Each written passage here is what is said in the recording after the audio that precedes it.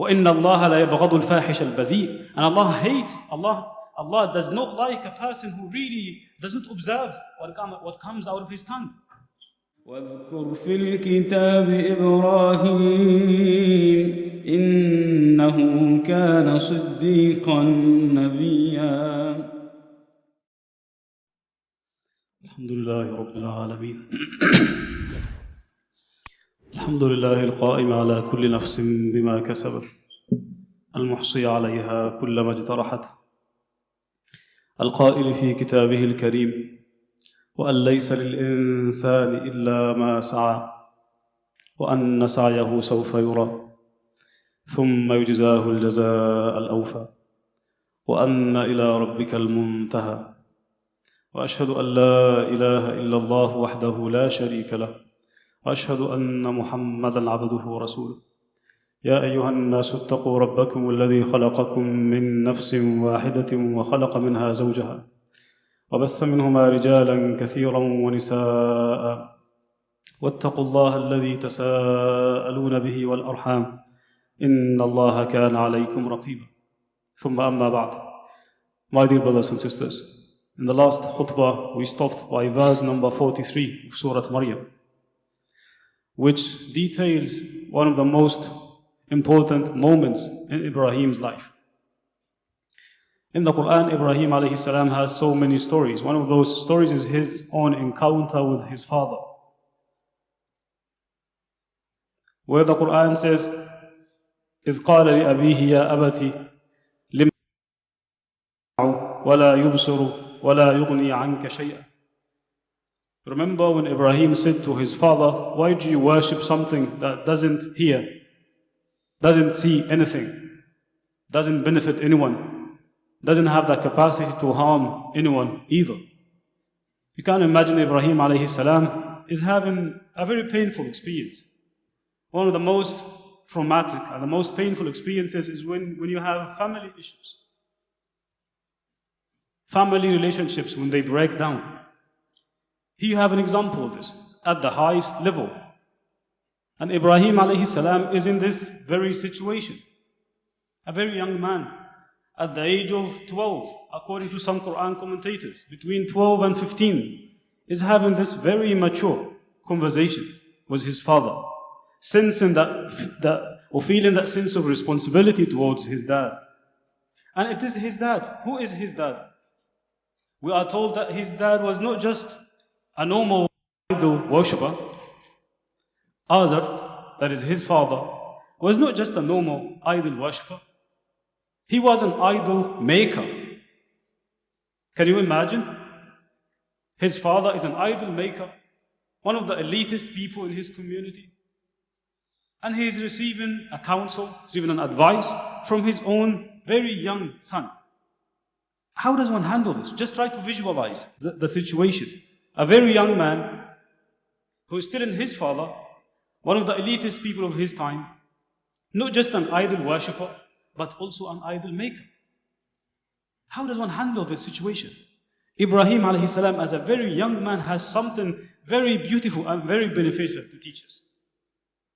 He begins by using this very statement. Ya abati, lima ta'budu ma la yasma'u, wa la yubsiru, wa la yughni anka shay'a. Oh my beloved, my dear beloved father, why do you worship something that doesn't benefit you, doesn't harm you, doesn't have the capacity to do anything? It's idols, it's stones, dead stones. And then Ibrahim moves to mention his own qualifications. Why am I in the position to give you an advice? Ibrahim is telling his dad that I can give you advice because Allah has given me something that you don't yet have. That is naming his qualifications. Ya abati, inni qad ja'ani min al-ilmi ma lam ya'tik. Oh my dear father, oh my dear beloved father. That's the word ya abati in Arabic, what it means. That the most compassionate and the most passionate way of addressing you, father. Ya abati, inni qad ja'ani min al-ilmi ma lam ya'tik. I have been given knowledge that didn't come to you yet. فَاتَّبِعْنِي أَهْدِكَ صِرَاطًا سَوِيًّا. So follow me, I will guide you to a straight path. And then he moves using the very same statement. Ya abati, oh my dear beloved father. لا تعبد الشيطان. Don't allow yourself to be one of the people who worship the shaitan. The shaitan is Iblis. It comes from the verb shatana. And shatana means ba'uda, someone who's been distanced from Allah. Ibrahim is telling his father, don't allow yourself to be one of those people who distance themselves from Allah. Don't be one of those people who follow others, who follow the people who makes them very far from Allah. That is the meaning of the shaitan. That can be a friend that misleads you. A friend can be a shaitan, literally. Ya abati la ta'budi shaitan. The shaitan can come in the form of a jinn, can become in the form of whispering, can also come in the form of an evil friend. Inna ash-shaytana kana lir-rahmani 'asiyya. Indeed, the shaitan has been rebellious and has been disobedient of Allah. And then he moves. Ya abati, using again the same statement. Beloved, the most compassionate way of addressing his father. Ya abati, inni akhafu an yamassaka 'adhabun min ar-rahmani fatakuna lish-shaytani waliyya. Oh my dear beloved father, I'm afraid if you keep doing that, if you keep this track, if you keep being on that track, that a certain punishment, a certain torment would come to you, would touch you from Allah. And then you would be one of the people who are allies of the shaitan. فَتَكُونَ لِلشَّيْطَانِ وَلِيًّا. The most important thing that stands out here is how Ibrahim alayhi salam is using this very beautiful way of addressing his father. Ya abati, oh my dear beloved father. He is fully aware of the delicateness of the situation, of the difficulty of the situation. A very young man addressing an elitist person, he is his own father. The one who is expected to give advice to him, he's actually doing the opposite. He's fully aware of this. That's why he's using this, the most eloquent way and the most compassionate way of addressing his father. Right? And that relates in Islam to husnul khuluq, having good manners. The Prophet ﷺ says, ما من شيء أثقل في ميزان العبد يوم القيامة من حسن الخلق. There is nothing, literally nothing, that is heavier in one's own scale on the day of judgment more than having good manners. وإن الله لا يبغض الفاحش البذيء. And Allah hates, Allah does not like a person who really doesn't observe what comes out of his tongue. Right? The Prophet ﷺ summarizes again his message. إِنَّمَا بُعِثْتُ لِأُتَمِّمَ مَكَارِمَ الْأَخْلَاقِ. I was only sent to perfect people's manners. That's what Ibrahim is teaching us. Addressing his father in the most compassionate and the most passionate way. Sometimes when we have a little bit of knowledge, what happens? We think we are superior to people. Ibrahim alayhi salam is not doing that. He's trying to, he is aware, he's fully aware of the difficulty of the situation. Very fine line between giving a peaceful and a beautiful advice and, giving an arrogant and a prideful one. How does his father react to that? He says, أَرَاغِبٌ أَنْتَ عَنْ آلِهَتِي يَا إِبْرَاهِيمُ. How dare you reject what I worship? لَإِن لَمْ تَنْتَهِ. And then he moves to threatening Ibrahim. If you don't stop doing that, لَأَرْجُمَنَّكَ. I'm going to stone you. وَهْجُرْنِي مَلِيًّا. And leave me alone.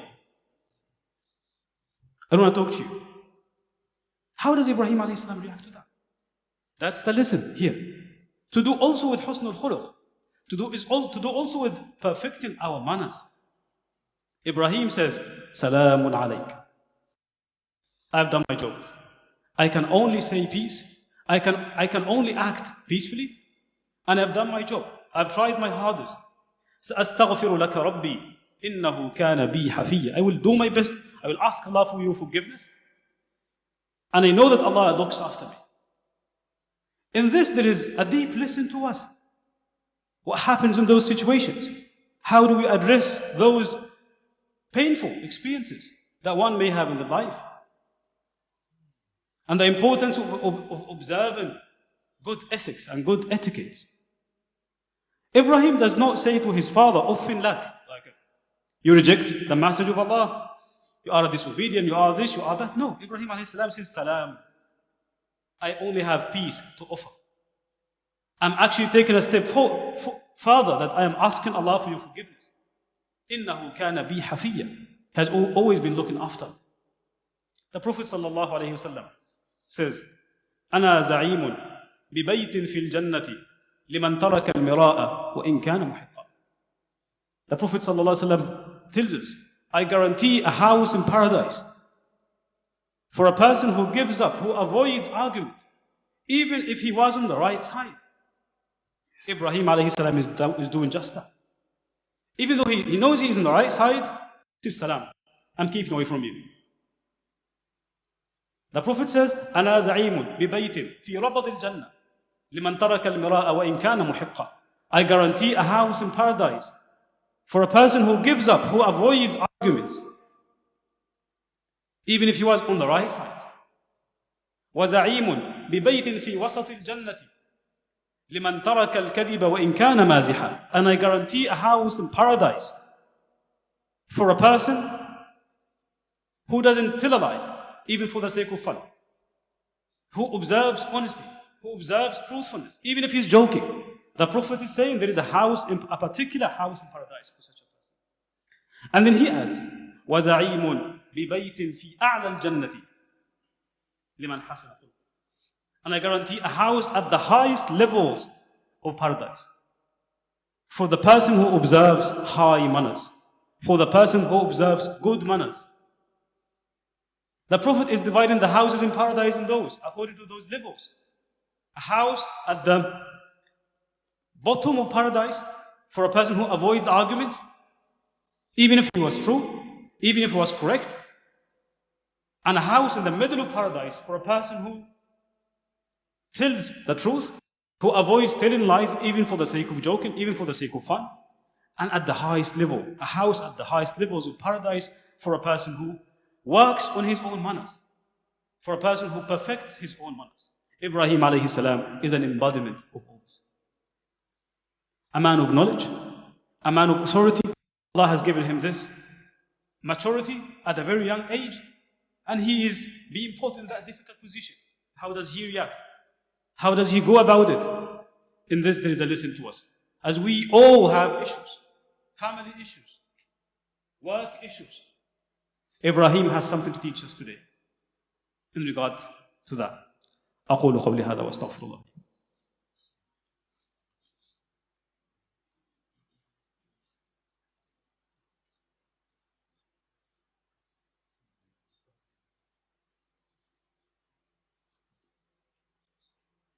الحمد لله رب العالمين والعاقبة للمتقين ولا عدوان إلا على الظالمين إن الله وملائكته يصلون على النبي يا أيها الذين آمنوا صلوا عليه وسلموا تسليما اللهم صل على سيدنا محمد في الأولين وصل على سيدنا محمد في الآخرين وصل على سيدنا محمد في الملأ الأعلى إلى يوم الدين اللهم حبب إلينا الإيمان وزينه في قلوبنا وكره إلينا الكفر والفسوق والعصيان واجعلنا من الراشدين ربنا لا تؤاخذنا إن نسينا أخطأنا ربنا ولا تحمل علينا إصرا كما حملته على الذين من قبلنا ربنا ولا تحملنا ما لا طاقة لنا به واعف عنا واغفر لنا وارحمنا أنت مولانا فانصرنا على القوم الكافرين اللهم كن لإخواننا المستضعفين في فلسطين اللهم كن لهم يا رب العالمين داو جرحاهم وتقبل شهداءهم واغفر لنا تقصيرنا تجاههم يا أكرم الأكرمين وأقم الصلاة إن الصلاة كانت على المؤمنين كتابا موقوتا.